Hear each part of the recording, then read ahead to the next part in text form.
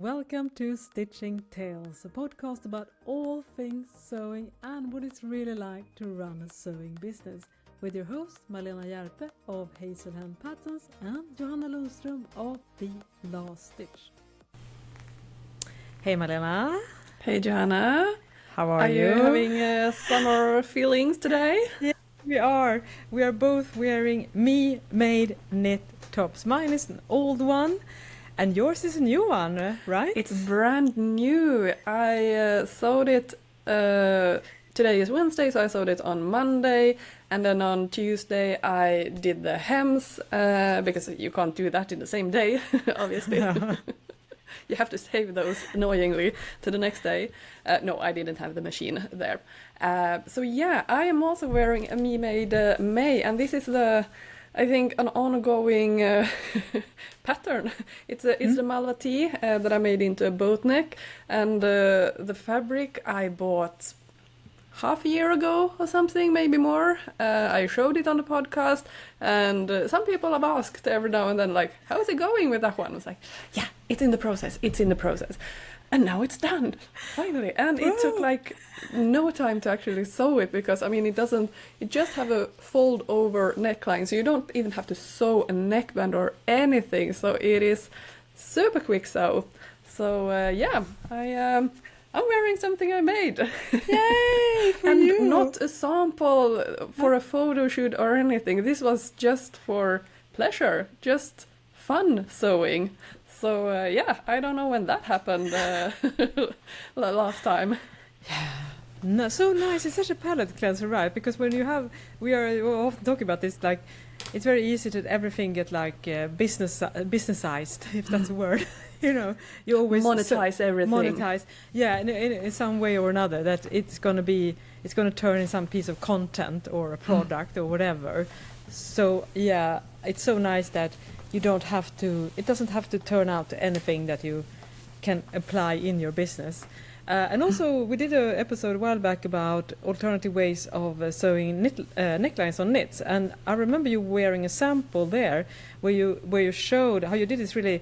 So if you're not watching the video version, Malena is wearing a boat neck with a really clever way of finishing the neckline. So instead of having a separate facing or, folding in and top stitching, it's an extension of the front bodice fabric and the back fabric that you've just flipped over and then like attached inside the sleeve seams, right? So this must be probably the stress-free way of sewing a neckline on knit that has ever been invented. So I'm very happy that you showed this, and such a nice way to do a hack, I think, if you want to do like a boat neck, if you have a nice tee, because your original Malva tee, it has a neckband, right, and a more of a exactly, that has a round neck, like a regular neckline. Neck, yeah. So on this one I actually moved, I can show it here, I moved the shoulder seam towards the front like 2 centimeters, 1 inch, just so like the neckline will be a little bit more towards the front, because otherwise it will be way too much high in the front and a bit low in the back. So now it's more like in the middle. And yeah, it's just a fold over. I have actually, the fold over is ending like here. You can also have it to end just below the bust, then it will definitely not be showing through.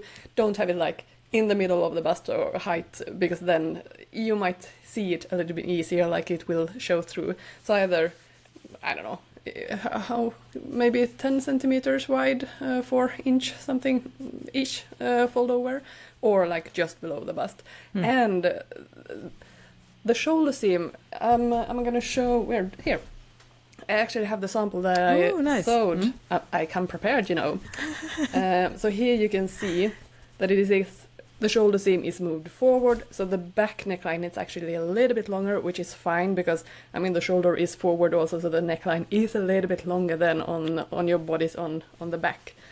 But then if you see on the inside, you actually don't see the overlock seam.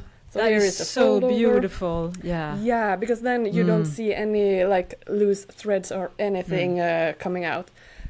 So it is actually, let's see if I can show it now. It's actually hidden here.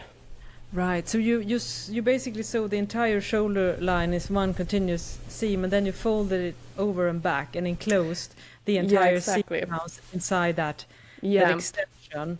Exactly. Oh, it looks so nice, because that's one of the, sometimes, especially when you do binding and things like that, when you're forced to have one shoulder seam forced, but usually the way you do binding, you usually have to leave one shoulder seam open, and then you enclose both the entire shoulder seam and the neckband is the binding in one continuous seam, and then you always have that issue with that kind of bulky seam that kind of has a tendency of popping through, and it's not that nice. You have to stitch it down, but still it's kind of bumpy and looks a little bit... Yeah, it's a lot of layers, and it's a little bit... Great. I mean, I mean, I do it, and we all do it, and you will see this a lot in ready-to-wear garment as well, so it's not like... No, it's standard practice, I would say. But it creates a lot of bulk. Now, and here I actually didn't, since it is 4 layers of fabric, I didn't even add any shoulder reinforcement. Just since it was so many layers, I was like, it's gonna work without any reinforcement. So it's super easy. So basically, it is first you fold over the front facing, then you take the back piece, put it towards the front, and then fold over the back facing towards the other side. So like the back is sandwiched around the front shoulder. Interesting. So it's then kind of enclosed like inside that. Yeah. And I guess also that because of the a boat neckline, it's like horizontal, it's straight, it isn't like curved or anything like that. I guess that's also why it makes sense that you have to move the shoulder slightly forward, because otherwise you will probably get a little bit almost like strangled by the like unbalanced a little bit. By the neckline. It would kind of try to pull you back when you are wearing the garment, so it will be a little bit odd. So that's a very good tip to just extend that shoulder towards the front before you start doing it. I cutted the front shoulder, moved it to the back, taped that together. Remember, just with the seam allowance, you need to add seam allowance then, and if you move it towards the back, like on the pattern pieces, that it's actually the stitching lines that are taped together, and then you need to add shoulder seam allowance for where you added the cut. And I think I could have moved it a little bit forward even further, but you just have to try. I'm still debating if I should keep it. I made it a 3/4 length, if I should make it a short sleeve or not, but we'll see. I need to wear it a little bit and see how it's a lot of print for me, and I'm not as you have seen, I am more of a solid gray and blue person, so I don't know if it's too much print for a not long sleeve, but yeah, it feels. You are wearing a short sleeve, and it feels more balanced somehow. Yes, definitely. If you hop over to our Instagram account, Stitch and Tales Pod, we will post after this episode is out. We will post photos as well of the tops that we're talking about. So I am also wearing a pretty, for me, loud print in a pretty bright blue with the white flower, I think like a Japanese kind of print. But yes, I totally agree. We talked about that before we start recording, is that when I go long sleeve on knit tops for prints, I'm like, is this too much print? And it's obviously just in our heads. Maybe we should do a poll on Instagram. You can see, should Malena keep the quarter sleeves, or should she trim them to a shorter sleeve? I'm sure it's so funny. I mean, I think obviously it's just a mental thing that I guess we are, as people, we always get used to certain things, and as soon as we deviate from that little or go outside our comfort zone, we start to like second guess. Like, this is such a is it too much print for a long sleeve? I mean, that's a very specific existential question. But it's a little bit the same thing with I had the striped blue and white striped fabric, and I was like, the fabric is quite thick, so they are more jacket trouser kind of fabric, but to make a trouser in that some pants in that fabric, that's a little bit too much. But dungarees, no problem to have it striped, then it would be so beautiful. I was like, but that's even more fabric.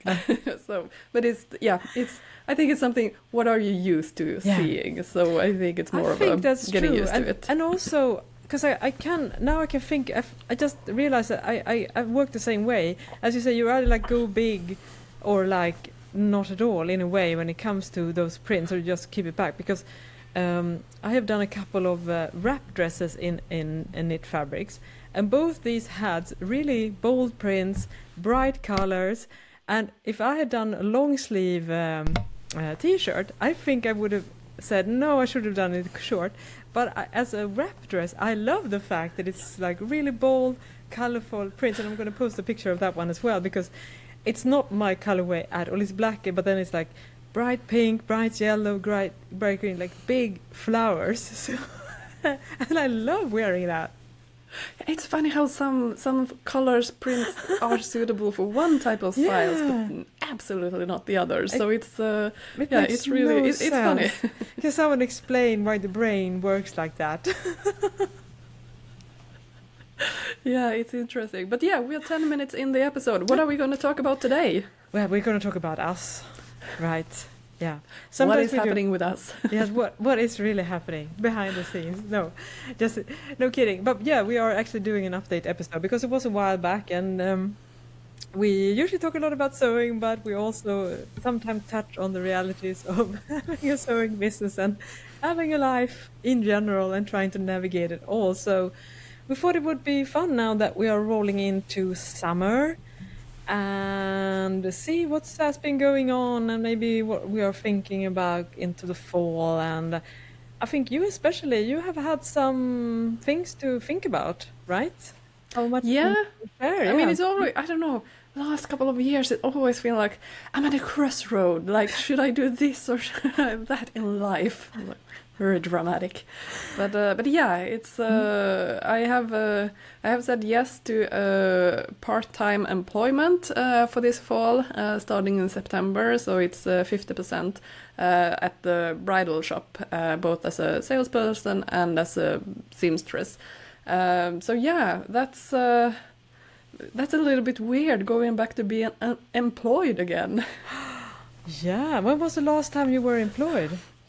Yeah, I mean, it was a while ago. It's, I mean, for real employed when I was back in Stockholm 8 years ago. But I have had like short, like, felt like summer job employment since then, just for like, yeah, a couple of months. Been at a fabric shop at their online storage or sale.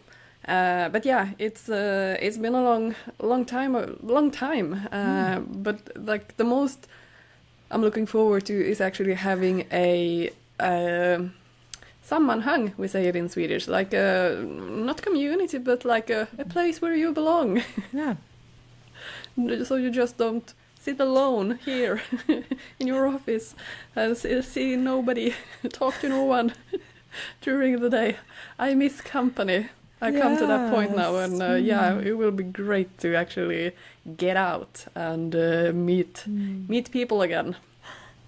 Yeah, but so yeah, I totally get that. I mean, sometimes if you're a little bit over the fact of having to commute to a workplace every day, and you know the exhaustion that comes maybe of having so many social interactions and all the things that comes, you know, maybe you're having a desk, if you were working office job, there's voices everywhere, and it's usually like in Sweden now it's open space, so you have like rows and rows and rows and rows and rows of brown desks.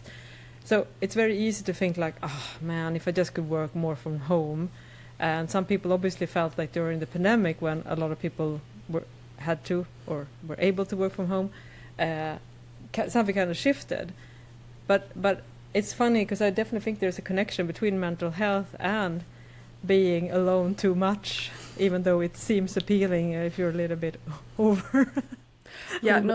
Working 2 days a week at home is fantastic. That is the perfect, maybe 3 days, but not every day, every single day in the week. No, I want both. I want both of it. So that's why it's perfect that it is 50% this job. So what are you going to do? What are you going to do in the bridal shop? I mean, I'm gonna have bridal fittings, like when a customer actually wants to buy a dress, and then if there needs to be any alterations, also do the alterations, sewing alterations, and the owner also has opened up a second-hand shop in the same building, so there also needs to be a person taking care of that store. So it will be a little bit flexible where and how and what where it's needed. So it's that's also nice that it's a little bit different types of job, because I would be, if it were solely sewing, I would be a little bit scared because it's so high pressure sewing jobs there. It is it's scary. It's especially when I mean, I haven't sewn that much for the last 20 years, to be honest. I have a lot of theoretical knowledge about it. I have commented on the sewing to suppliers and explain like how we want it, how it should be done. But to actually do it, sit at the sewing machine and actually do it yourself, it's a little, it's different. So I know what I'm supposed to do, but to get it, on point and to that high level standard that it needs to be, it's challenging. Yeah, I can imagine. But imagine also how much better you're going to get at it now that you do it regularly. I mean, you already started. If you're not a long-time listener to this podcast, I mean, you have been this.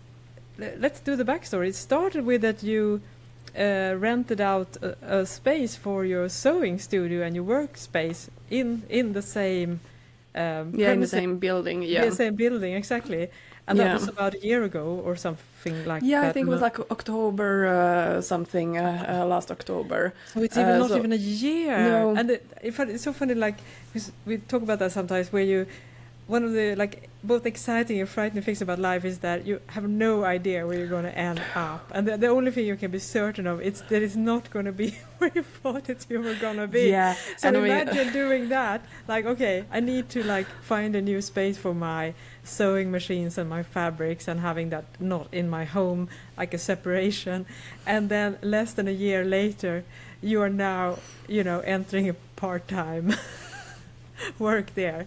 I mean, can you just summarize, because that started, and then you were offered like to do some sewing jobs as well, right? So that I moved in like in October, November-ish, and I started more or less helping out in December, January, I think it was. So basically this, during this year, after the New Year's, I've been working with them more of a freelance basis.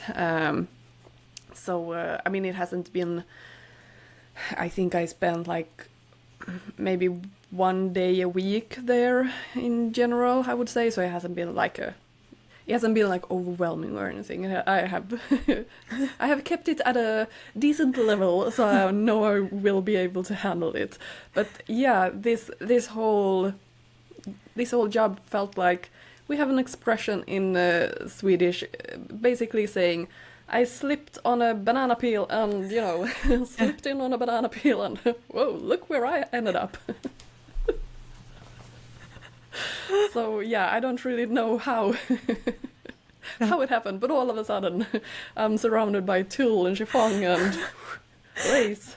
Yeah, it's so funny also, because if you go back to like where the majority of your freelance, your pattern making career, and you have, this is kind of because you specialize more in more classic like everyday styles, right? If I'm not wrong. H&M fast fashion, jersey.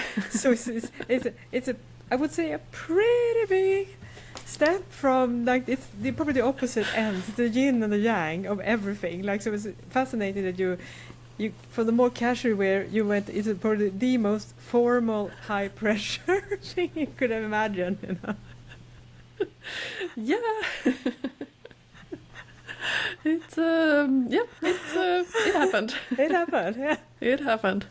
Yeah, but I'm so excited for you, and we both for myself, and I'm sure everyone who has followed your journey here, to hear about this more. I find it's a fascinating world, and I am that I wasn't familiar with as well. But I feel just by talking to you and listening to the stuff that you learned already, it's really fascinating. So it's going to be interesting.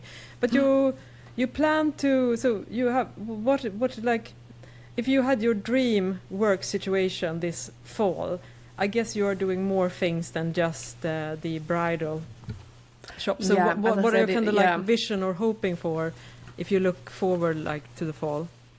I mean, the vision, the dream would be, work there for 50%, and then be able to combine it with the guest design at H&M. I have been helping that department like on and off for many years now. So I mean, combining those two would be the dream. And then the third thing also I want to add on is to be able to sew new dresses, wedding dresses, in white punto di Roma and actually create a PDF pattern on that dress and have different variations on sleeve and like, you know, figuring out the design of on a punto di Roma fit and flared dress. Because woven is like there is no wiggle room with the fit. Like if you gain a couple of pounds, which you can do, I mean, sometimes you buy the dress half a year before the wedding, and if you gain a couple of pounds or lose a couple of pounds, like it will tell, the fit will change, because there is like no room of growth or shrinking. Like it is so like on the millimeters, like exact. It's tight and not stretchy, not a good combination. But yeah, imagine having a punto di Roma dress instead that has a little bit stretch to it. I So love I that have idea. no idea when I would be able to have time to do that. But I mean, we are dreaming here, right? That was the question. I said your Exactly. ideal situation, not the realities. I mean, we have plenty of those anyway. So Yeah, no, and this is something really, I mean, the tricky part with creating our own PDF pattern is like when do you have time and to take photos, and I think that's the biggest struggle for me is like the marketing, taking beautiful photos and having time and do that. But here, like, it would be killing two birds with one stone. Like, I could actually make samples to sell, get money for that, but also being able to take photos of them and also be able to sell the pattern and generate money from that. So it would it would help me in two ways, making one product, you know. But yeah, time-wise, let's not hold our breath here. because spoiler alert, releasing a new sewing pattern, it's a lot. Yeah, I mean, the It's last a pattern lot. I released took like 4 years on and off working, so yeah. But I mean, it all depends on how much work I have in the fall. At the moment, I know 50% time is booked, but the rest I might not even have some other freelance work. Then I have a lot of time to be able to do those PDF pattern things. But if I'm fully booked on freelance work beside that, then no time. So I don't know. It's the constant. Yeah, everything is up in the air. Who knows? Who Who knows? knows? As always. As always. Yes, and that is reality of life. I mean, even if you may have a steady job today somewhere and think that's secure, I mean, things can happen, and you never know where you're going to end up. That's, as I said, both exciting and a little bit frightening, depending on A how little you bit look at it. frightening. Yeah. Yeah, but I'm very excited for you, and I love that idea of the ponte dress. I think it's going to be a really good way. I think because that's there. I think there's definitely a room. I can also see like maybe that's just me because that's what I gravitate towards. But I definitely still think that there is a gap in the sewing pattern world for those slightly elevated knit garments. I know that. Obviously, a t-shirt pattern is gonna sell more than a more like elaborate style, like I do myself and things like that. But I definitely think that for a dress, that it just isn't a simple dress, but has some kind of elevated details, so that could work in an environment where you want to feel dressed up and not just like casual. I think that's. I think it's the future, and I'm sure also as more people start to get comfortable with sewing when it's. And discover the wonderful things about, as you say, it fits so nicely. You don't have to, obsess about every little detail. You can do something fitted and it will still work nice. And like being able to do something more than like a simple sheet dress or so. I think, I'm I'm a believer. And Ponte is also the best fabric to sew with when it comes to knits. I mean, yeah. I And don't if think, you I haven't don't think sewn I've with any failed project with Ponte di Roma. That's what I'm No, gonna say. No, and to It's the explain best. that fabric a little bit, I think it's also called like Cortelle jersey. Yeah. It's like it's Or a little bit. Milano sometimes. Yeah, Milano. Yeah, no, that's That's a different. slightly Milano different, yeah. yes, but it's similar, yeah. It's similar. Double yeah, knit, yeah. Yeah, it's a little bit thicker, has same structure on the inside and outside, so the edges doesn't curl. It's pretty stable, so it has stretch to it, but it's not like stretching out by itself when you look at it, as some fabric do. So it's really easy to sew. It's quite a little bit sturdy, but definitely, and it has a volume. Like if you make a wide skirt, like it's definitely gonna have some volume to it. It's a beautiful drape in that sense. Like it's stands out. It's not like flimsy jersey. It has a little body to it. So yeah, and also, when you work with jersey and making a pattern, it's so much easier to have a specific fabric in mind, because then you know how much negative ease you want to have on the bust, and you know it works because it is for that specific fabric. Otherwise, it's a little bit scary to make a pattern for jersey, because, well, what if somebody picks a jersey that has no stretch, almost no stretch to it, like a really stiff 100% cotton jersey, but this fabric or this pattern is made for something with elastane or lycra or something. So that's always a little bit scary. But to have a specific fabric in mind when you make the pattern, that is. So yeah, that's a dream. We'll see how it goes. We'll see. Stay tuned. I mean, sooner or later, most ideas actually comes to fruition, at least if they're good. It's just that it takes always so much longer than you would like it to be, and perhaps that it seems reasonable, but that's just the way it is, and you have lots of time now to figuring out and just being able to iterate the design as well, because that becomes like a collaboration with potential customers as well. You can see, like, maybe you do this and you realize, no, but I think the sleeve length would probably be more like balanced in that way. I mean, there's so many things you would be able to tweak by doing it that way. So I think it's very clever. Yeah. We'll stay tuned for the Ponte di Roma dress to happen. Yeah, but I know it's going to happen. But yeah, maybe as of today, I have 2.5 weeks left before I go on the summer holiday. So right now, am I being a good worker? I mean, I do my job and I do it well. Do I do it happily? No, I don't. I want to be in my garden. Sorry. It's I'm a little bit more. Yes, I'm questioning my life. Like, should we work at all? But that's just the holiday me talking. But enough about me. How is it going at your end? Yeah, it's going well. So for me, I made a big decision pretty much exactly 1 year ago now. I handed in my resignation from my day job, which I have mentioned before, that I've tried to balance having day jobs in various degrees, sometimes part-time, sometimes full-time, with running the Lossage for the last... I mean, it's 10 years.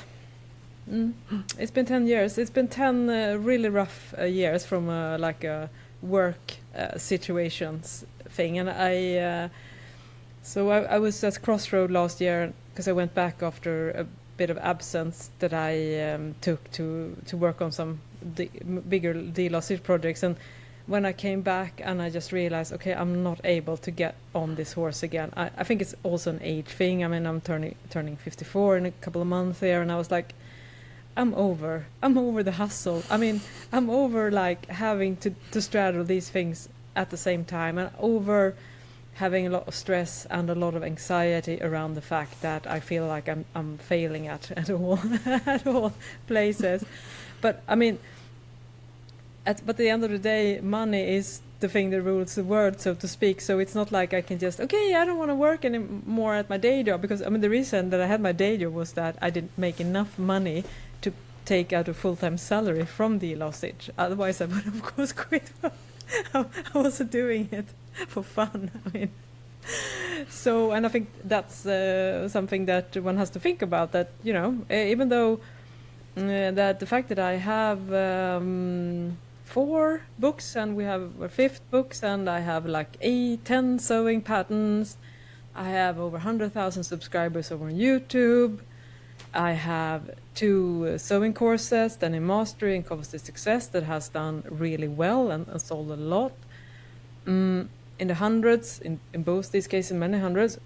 I still have not been able to replace my regular mid-tier full-time salary at like an office job. So that's the reality of it. And that goes to show how difficult it can be to make money if you're not like a top tier in the sewing world. And I'm pretty sure we are a big, like a middle class in that sense. We make money, but we don't make enough money. So behind the scenes, there's either a part-time job or maybe you have a supportive partner or something like that that gives you the opportunity to keep on going despite the fact that you're not really financially stable in the sense. And so so that's what I wrestled with, which was the reason why I didn't dare to make this jump previously. But I just came to a standstill like last year. Okay, I have to do this full time now. I have enough runway financially because of the fact that it works so damn much. I've been able to save money as well, but also I'm a single household, so I don't have another one to share my expenses with, which also adds to the fact that I'm a bit more vulnerable for taking a leap like this. But I will say no regrets whatsoever. I have still not been able to replace my salary, and I've come to the realization that it might not happen in quite a few more years. We'll see how 2AT goes. But then again, the thing is, of course, when you release a new book, it usually sells quite well in the first month, and then it tapers off quite quickly. That's just the way it works. And sometimes, books go out of print in just a couple of years. So a lot of books have a short shelf life. My sewing books have had a longer shelf life. For instance, Sewing Jeans is now selling better than ever. 6 years almost since. Really interesting. Yes, it's been doing gangbusters. So I have to do a reprint. Do you know why? My only explanation is the fact that I think more people are sewing jeans. I think that's the reason, because it's not really due to me. I think it's basically become like the if you're looking for information online, sooner or later your path will lead into the book. And also really funny, I have recently a Swedish sewing machine vendor contact me and said, okay, we want to sell your books. So I sent like a batch of books just a couple of months ago to them, and then I got an email like 2 weeks ago. They're like, oh, they're sold out, can you send us like more? So I just sent another. I was like, wow. And it's but do they have like a physical store? They have a physical store. Yeah, okay. Bench in Lund if you're in the southern Sweden. They also have an online shop and sell some fabrics as well. So it's a physical store. But so it was like, and the book is in English because I always feel like asleep on the Swedish market, because obviously, I mean, I understand everyone who's contacted me in Sweden, like, when are your books coming out in Swedish? I'm like, sorry, there isn't enough people in Sweden that will buy my books to make it financially viable to translate it. And we're just too few people in this little tiny country, even though we have some people in Finland speaking Swedish as well. But yeah, so... but the thing is that what I'm trying to say is that so I realized that I need to build like more intellectual property, so to speak. I have to build this like the body of work. So that's my main focus now. I have to like keep on building slowly and steadily, build on more books, more sewing courses, more sewing pattern, maybe some type of community situation which we talked about in the previous episode. Maybe maybe we could do some boot camps, I don't know, boot camps, workshops, things like that, like in time limited experience, community experience. So but I'm still only one person and I'm not able to hire someone else as we said. It's I have to pay myself first. So I'm just trying. Okay, I have to be patient now. That maybe in 3 to 4 or 5 years time I will be have enough of things. So what I was going back to my original point. Yes, we are going to release 218 next year, and hopefully it's doing really well. So we both get some cash injection into our lives. Looks like we are both going to need it, but then of course it tapers off a little bit. So even though you have to, so that's why you always have to like keep on creating new things and add to things that you already have and think about like low-hanging fruits, and it's a process. But I feel much more at ease now that unless I get like ill, like chronically ill or something like that, I will be able to figure this out slowly but steadily, and I think that I will be able to keep myself financially afloat until I reach that sweet spot where I have enough of visibility, enough of products, enough of offerings that I can have like a steady baseline income every month if I do the work when it comes to outreach and marketing and showing people who I am and what I do and what I stand for. And so that's like the big thing, and the podcast that we do here is of course part of that as well, like finding ways to connect with people and tell others what we're about and share our knowledge and making connections and all the things. I mean, it's like no episode is going to make us rich. In fact, as we talked about in another episode, so far not a $0 has been earned from this podcast, but that's also another goal. I mean, long term, that we definitely would like to come up to those numbers where we are able to have ads on the podcast. Either way, it's like ad breaks or sponsorships. And of course, if that's a situation where we end up in, then we'll also look into offering some solution where you could listen to the podcast ad-free for a sum, like a Patreon or something like that. So, I mean, we have plans, but you can't force this. That's the thing. Like, I realize that, you can, I can't say, like, I have 1 year to make it. No, it might take 4 years, probably. I mean, I've done 1 year now, and I've done a lot since then. Yeah. But still, I mean, it's not like a massive difference, I would say. Yeah, but I'm thinking about that with that a store is selling your books. Are there other stores that could do that as well? I mean, I understand 100%. that there is of course, they need to get a piece of the cake as well then. So you won't earn as much money if you sell through a store, but it's so good visibility. Yeah. You reach new customers that are not aware of you at all, and that marketing could actually be like, you basically pay for the marketing with getting less money for the books when they sell it for you. So other bookstores or sewing equipment stores, haberdashery stores, I think that could be a really smart way. You have enough books now to actually have a section in the store. Yes, I know. I was like, you can't sell my books unless I have my own dedicated section. You know, when you go into makeup stores and they have these brands, like these shelves that are like Cosmetics by Kylie or something like that, Elf or what, all the brands, like Lancome, and I'm like, The Last Stitch. I'm like, this is the shelf. Yeah, but you're so right. And speaking about low-hanging fruits, I know this, and I mean, I have several sewing places, physical stores. I mean, I live in Sweden's second largest city, so I have places, and a few of them has stocked some of my books previously, and I could definitely work more with that, because I think if my biggest challenge now, except for like being able to do all the things I want to do, is still a certain lack of visibility. I feel like I'm not really recognized as much still, especially here in Sweden, because obviously I do everything in English. Even though I will say, as I mentioned, I think, I don't know if I said on mic or off mic, but 2 times this year I've been recognized at parties from people here in Sweden that has followed me, watched my YouTube videos or follow me on Instagram. So that was fun. That's amazing. So, and slightly I felt Ego boost, lovely. Yes, love that. And I was like, ooh. I felt very seen and validated. And also I hope I made it like a good impression, so people would think like, oh, she sounds nice on the pod, but she's like not that pleasant in real life.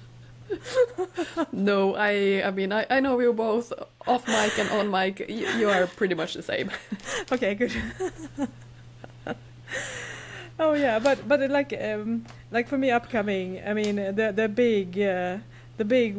big work this fall is to a T. I mean it's no joke. That is what I'm dedicated so much of my work days and work weekends to right now, doing all the illustrations for the instructions, because the book is not just going to be about sewing patterns and that part. It's going to be, I will say, the ultimate guide to sewing knit top. So every single step is going to have a technical illustrations. Like think of it as in those traditional old school sewing books where they had this really great illustration for every step. So I mean sometimes in sewing books something has to give. So maybe you have lots of patterns and lots of nice photos, but then the sewing instructions are often primarily text-based with quite small illustrations. And I mean you make priorities because you can't do it all, but so this is the shift that we're going to do with this book, that it's going to be like, it's going to be a sewing manual as well as an inspiring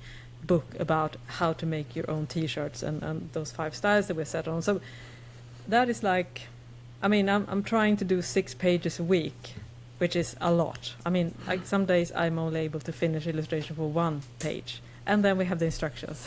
So I will be in full beast mode. So I think the drawback is that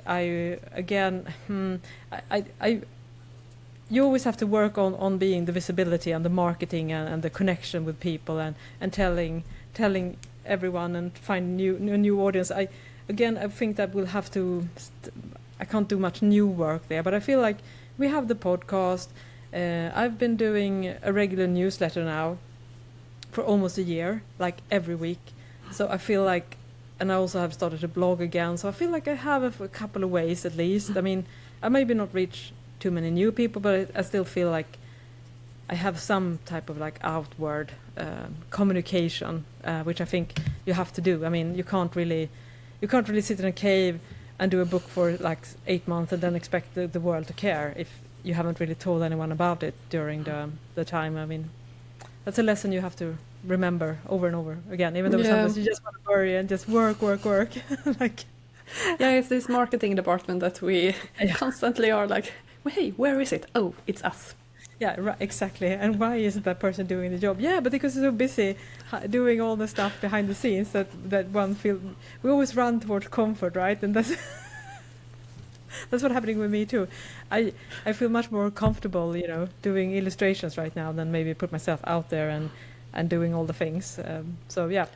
But a little curveball here. Have you thought about making your PDF patterns into physical patterns? Yes, I have. But I still feel like there's basically just 1 or 2 patterns that I feel like the money is there. But the biggest hurdle, which is for my book, why I don't sell my physical books myself as well, is the fact that the majority of my consumers are either based in North America, Australia, and United Kingdom, and all these countries have in common that they are either far away or not part of the EU, which means that shipping to them, I will never be able to compete with the prices of either the books that because you can buy my books on Amazon, I will never be able to compete with them. And the same thing is that a lot of the print sewing pattern companies that has print patterns, they are way more successful and sell way more patterns than I do. And a lot of them, not all, I mean, we have Named in Finland, for instance, and we have the assembly line here in Sweden. They're both successful doing print patterns, but still, most of them are located in a country with a higher population, and of course they will ship into the EU and deal with that, but still, the majority of the market is on their home turf. So that is, and also I don't have an infrastructure because I can't ship them myself. I have. But how if you have like resellers, like the bookstores, could they Yeah. similar You could places, probably fabric do that. stores? Exactly, but then you have to like print a minimum, and you would do a large printer. I mean, if I felt like my sewing pattern line was like a big deal, I would definitely do it. But I mean, the volume isn't there right now, unfortunately. But I will say I would love to do, because we have talked about this, because we have a few like sewing fairs here in Sweden. And I could see that doing something like that if we did like we talked about this before, maybe like a community thing, maybe like podcast. Then we could print out some copies of our respective sewing patterns, sell them like a limited edition just for the visitors to the fair, test the waters and see it like that. That I could totally see myself. But unfortunately, I don't see the money, because I would have to print a run to keep the cost reasonable for the pattern. I would have to print a larger run, and I would not be able to sell that larger run because the demand right now for my sewing pattern isn't that large in volume. So I think you have to, if you're going to do a good sewing pattern brand, you have to do that primarily, not like me and do like mostly educational and then sewing patterns on the side. Yeah, I mean, it would be interesting to go on those sewing fair, and I mean, we both have, we actually have the same large scale printer at the moment, and it's like, yeah, just print out the pattern, and you can buy it at the fair, like the sewing instruction you get as a PDF sent to you, but you get the physical pattern, so we don't have to do the whole nice like bundle thing, but you can still avoid the taping all A4 letter size pieces together. That could be a quite nice way of just testing the water, printing out yourself. Yeah, definitely. I think it's something I would love to do. I mean, at some point, because I definitely believe in the value of providing something physical. That's why I'm also so excited about our book, because we're doing actually print patterns for the first time. So it's not like we are dissing the idea. I mean, we are actually doing it. Yeah. Have to remind ourselves about that. We're definitely testing the waters with this. So yeah, but who knows? Again, I think it's just like with a lot of stuff. Sometimes I can be a little bit of a naysayer, and then maybe I warm to the idea when I feel like the timing is right, or I get some more information. So just because I say I will never do paper patterns, they make no sense to me. I might change my mind. Yeah, and I think you actually underestimate the amount of people in Sweden who sews. I know.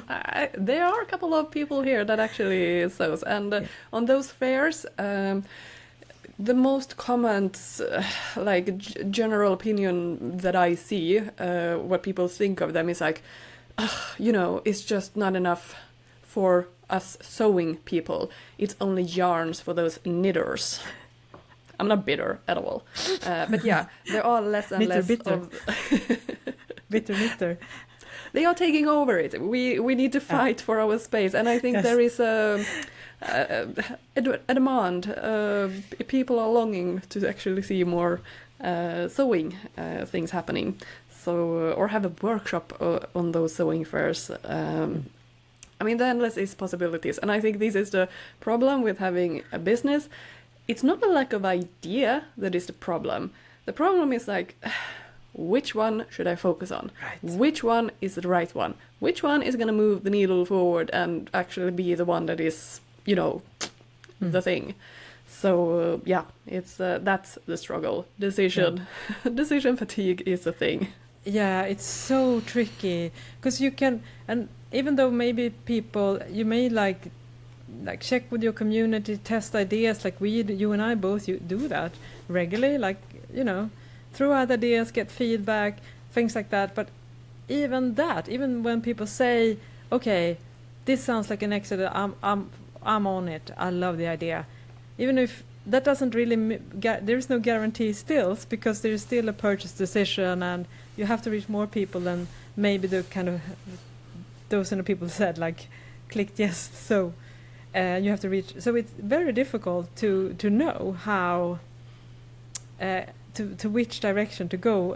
Oftentimes that means that you will have to work and do a lot of effort without a guaranteed outcome. You can get a hunch over the years, but still, I mean, for a sewing pattern, I think that's a great example. I mean, it takes a lot of time to develop it and do all the things, all the production, instructions, sewing samples, photographing samples, creating tutorial, creating marketing content, maybe sew along community things. I mean, there's so many ways you can release a sewing pattern and maybe do a video tutorial. But what if this style doesn't resonate with enough people, even though maybe you even did some polls in like, what are you looking for? And then maybe it was just those that, so it's incredibly difficult. So that's also why one of the reasons why I'm a little bit like with sewing patterns.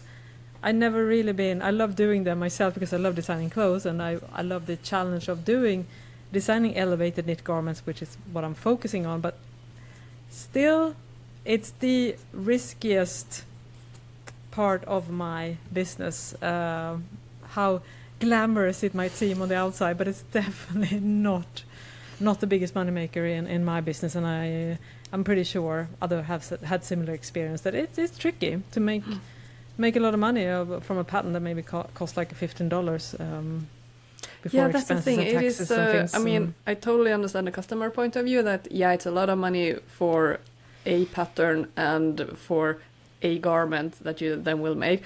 Totally understand that. But from a selling point of view, to actually make some money, you have to sell a lot. Yeah. Like, it becomes a numbers game instead. Like, you have to sell so many instead. So it would be nice to have. I mean, you do have that a little different spread of types of things that you sell. I mean, the courses, for example, they are more extensive and, of course, then also more expensive. So that's a little bit more cash flow in. Of course, you did a lot of work with them. So in the end, it's like, you don't really. It's difficult to know what your hour salary is by the hour actually is. Where is time spent and money in? It's a tricky equation. Yes, I mean, right. I mean, you have no idea. But to me, my experience is that you usually, for instance, courses, I've made more money on my sewing courses than I've done on my sewing patterns. But also, from the first couple of years, you will probably not have a good hourly rate. But if, like with the book Sewing Jeans, I mean, it's still working. Same with my cover stitch course. I mean, I released that almost 6 years ago, still selling every month. So sometimes it's worth. I was just. Did you, by the way, see any do you get the statistics on sales when it comes to the jeans book? When Mimi G mentioned your book. Oh my God! I mean, That's about amazing. Exactly. I mean, it's funny because it happened, I think, at the beginning of last year. Now, if you're not familiar with, pretty much everyone knows, but Mimi G is probably one of the biggest sewing influencers. She's from the States, and she has been really prolific. She has a big YouTube channel, lots of big Instagram. She's doing all the things. I mean, she's the celebrity in our community. She is probably the single one celebrity. She has that je ne sais quoi thing, and she listed like 5 of her favorite sewing books, and Sewing Jeans was one of those. And because I can see the sales rank on Amazon, and I could see them shoot up, and that stayed stable for several months, which again was such a good reminder, because I think, like, okay, if you want to sew jeans, you will find my book. It doesn't matter. You don't have to know who I am, but sometimes you need some kind of stamp of approval from somebody else. 100%. So I mean, that was such a reminder of what I knew, but I kind of was in denial about the fact that, having that reaching a new audience outside your own relatively small audience, what a game changers, and that made a huge difference. I mean, since then I think it's more the jeans trend. I mean, there comes lots of sewing patterns out there. And by the way, I just for fun and funsies, I did a quick calculation here about sewing patterns, and let me see here. I'm just gonna. So I would probably, just to be able to take out like a salary and not borrowing the expenses or things like that, I would need to sell at least 500 patterns a month. So that is 6,000 sewing patterns every single year.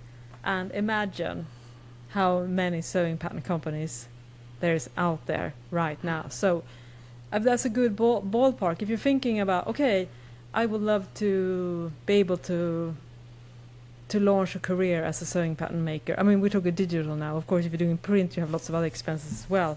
And I've not included any expenses in this, which, you know, you can find information. People have been really transparent about that. So to make up for the actual costs, especially if you release patterns regularly, I would say you would probably need to sell about 1,000 sewing patterns a month, at least if you're living in Sweden, and pay taxes, which we have to do. So, yeah. I think on an average I sell 2 or 3 a month. And at the moment, I'm not even able to sell anything because I have everything on Etsy. And at the moment, Etsy is like, oh, you need to verify your identity. So I'm like, I have tried. At the moment, I'm like, you're too late. So now it's closed until you have done it. And I was like, I thought I did. What's going on? No. I mean, it's such a bummer. I mean, I'm not sweating about it. It's just like, oh yeah, those two patterns I sell every month, they can wait if they really like. I mean, it doesn't stand, and you know, everything doesn't stop if Etsy is down for me, because it's not my biggest source of income, so to say. But yeah, I fingers crossed it will be sold in a couple of days. I had no idea. Yeah. But it's when your hands on those platforms, and then they change policy and regulation, and I mean, I don't want to call out Etsy because I know they're trying to do the thing, but unfortunately Etsy has become like a scammer, not Etsy, but it's been a platform that is used, unfortunately. It has such a, I've sold on Etsy as well, and a customer, I mean, it was the best, most fantastic idea for a platform, you know, connecting people that do handmade crafts and small scale production with buyers, you know, with elevated designs, so many wonderful things. And then, you know, there are always people trying to make it into like Alibaba or Shein or Temu. So I understand that they have to do so much stuff with the bots AI and everything or whatever. Yeah, and there must be so many people whose full-time job on Etsy is just to keep those scammers away. So I get why they have like do these kind of things that you have to verify, but it creates so many hurdles, and you have to click all the right buttons, otherwise you're gonna get thrown out. And I mean, and I don't know. It's like, did I even write my name correctly? It was like, is it my personal name you want, or is it my company's name that you want? Like, I'm on that level. Yeah, I remember actually when I registered my account on Etsy or some of those, I think I had to like scan my identity card. Yeah, that's what I did 2 days ago. Ah, right, yeah.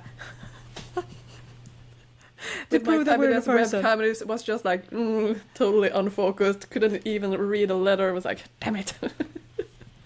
But I fixed it with my phone, so they have it now. I just think it's an actual person that needs to verify it. You also had to take. Oh god, this is horrible. You like send a picture of my driving license, so you have a picture there, and then you needed to like take a selfie and like turn right and left so they could actually, you know, cross-check that it is the same person. And when you look at, I mean, on the driving license, I was, you know, a little bit makeup on, and then when I did the selfie, it was like no makeup, no good lighting. It was like, this is not gonna pass. Yeah, so I'm doubtful that I'm gonna be able to. Maybe I need to redo it. Yeah, you know, I had the same thing happening. I think it's a system, because both when I visited the States last year, and you know, because you have to do all this application, they had a similar system. But I will say the same thing happened to me when I got through out of Instagram, because I tried to change a link in my profile and I clicked twice too fast, so I got like thrown out of Instagram. I was like, and it was also the same thing, because I noticed it when I was lying in bed. This happened, like, oh, now you're blocked out of Instagram. So I had to do the same thing. And I mean, imagine how, you know, in a bedroom where the blinders are pulled down and you only have the light from your like bed lamp, and you're trying to look like a person. Yeah, it's rough. I mean, this is the reality. I mean, everything. I mean, I think we're just at the beginning of the fact that, everything now is going to be questioned. Like, are you for real? I mean, it's going to be one of the biggest challenges that we're going to have to navigate. So I think we're just in the beginning of now having to verify that we're actually real humans. I mean, I'm sure I can see. I know sometimes you have to label if you, because we used a couple of AI generated illustration for a book Fit for Knits, and when I uploaded the Kindle version to Amazon, I had to check box to tell that this book contained AI generated material. It was a couple of illustrations, but anyways, I can imagine, like, for instance, a podcast. You can see how that could be, and I'm sure there are lots of AI podcasts out there already, and YouTube videos and reels and all the things. I mean, I can imagine that sometimes in a couple of years we might have to do this, what you described, like side, front, face, front, before we record every episode. So then you can get like a little check mark on the episode to say that this episode was actually produced by real humans. I mean, verified, like you have this verified on Instagram and Twitter or X or whatever it's called now. I mean, that's probably the future. So it's going to be hard to keep on proving that we're humans every single day before we do anything. Scary future. I mean, wow, what a high note. This episode, like, it's the world out there. Maybe, do you have any summer sewing plans? Yes, I have. Yes, I have. Things on a more happier note. Yes, I will definitely do. I need to. I'm going to keep this podcast accountable because we talked about that in the summer sewing episode. I'm going to make 2 pair of shorts using my Vida pants pattern, and I will also do a pair of linen pants. And the rest of the time, I'm going to sew photo samples for our book. So what doesn't end up on the schedule, doesn't get done. So I need to schedule out specific sewing days where I'm not in front of the computer. I go into my sewing room, which is next door in the studio space that I'm renting. So it will happen. So when we catch up in August, I will make sure that I actually have a few things to show. That sounds amazing. All right. Thank you so much for listening for yet another episode of Stitching Tales. You can follow us on Instagram, Stitching Tales Pod. You can email us at stitchingtalespod@gmail.com, or watch the video version either on YouTube, Stitching Tales Pod, or you can click that video link on Spotify. Amazing. Yeah. I'm so glad you do all of that. I wouldn't be able to remember half of it. That's a journalist in me. The kind of, I can sometimes see when we record, I can see that I kind of like I want to frame things. I can see that my journalist brain like want to provide some context. I'm very happy for that. You keep things together. That's perfect. Amazing. I try. Some episodes better than others, but thank you again for following along on this journey, and we will talk to you next week. Bye bye. Bye bye.